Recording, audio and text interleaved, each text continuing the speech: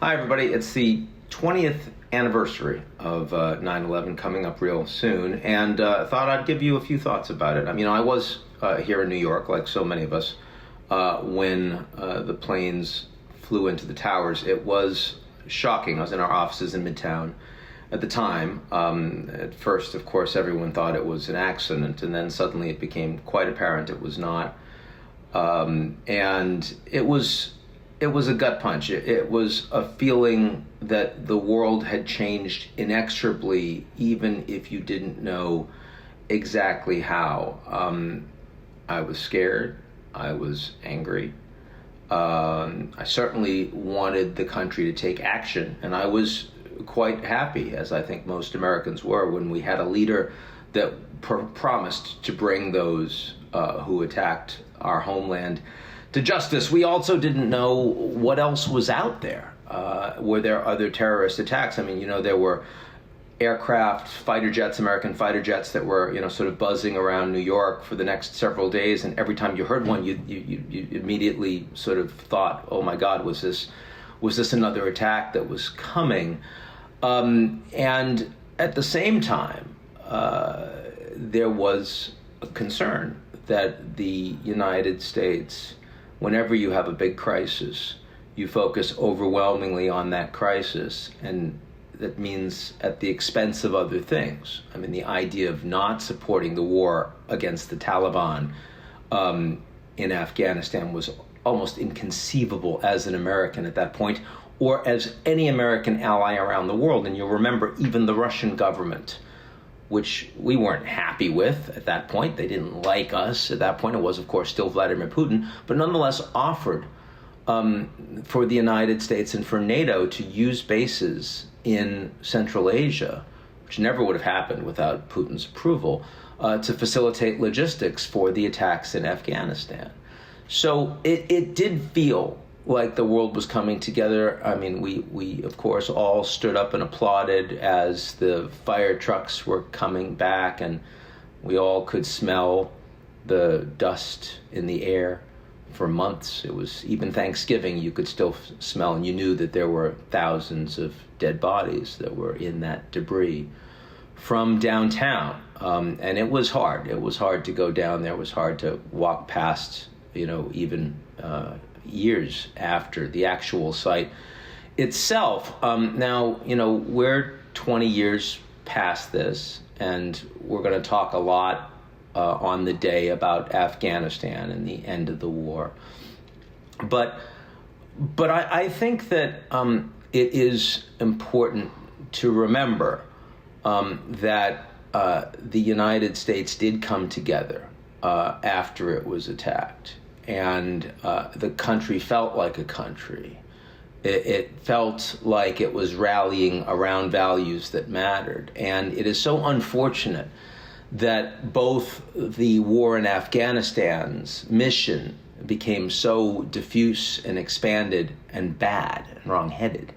And then the war in Iraq, which was wrong-headed and misguided and actively misled from the Bush administration leadership from day one, that so much damage was done over the course of decades that Americans now much more fundamentally mistrust the idea of the United States providing security around the world.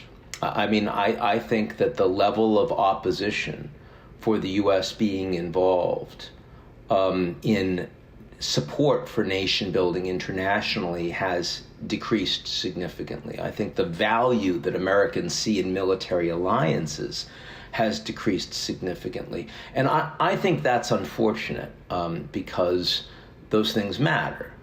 Because as deeply divided as America is right now, the values that the United States and its allies ultimately support are values that would do good for poor human beings around the world, especially compared to the alternative. Now, the challenge is, of course, that all of those values, when they are harnessed to a military superpower, with a strong military-industrial complex tend to operate through that lens.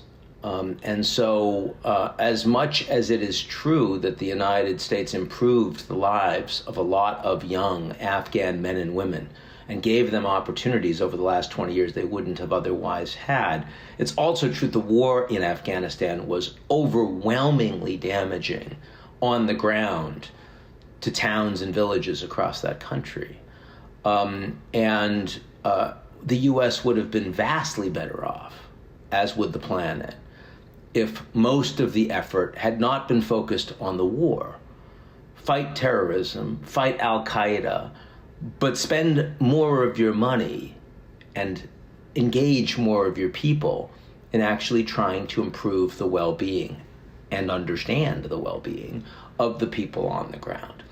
And this is definitely a case of throwing the baby out with the bathwater, that the United States, in fighting ultimately failed wars, is also much less interested in other people around the planet. And that is a lesson we do not want to learn from having now ended the war in Afghanistan. I'm a supporter of having brought the war to a conclusion 20 years on.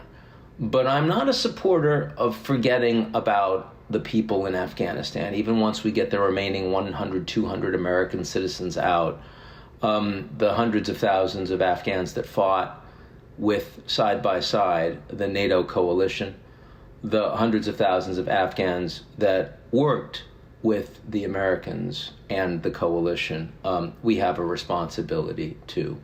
And also a country that we've spent that much time on the ground in, and that much time both supporting and also damaging, it can't just leave you.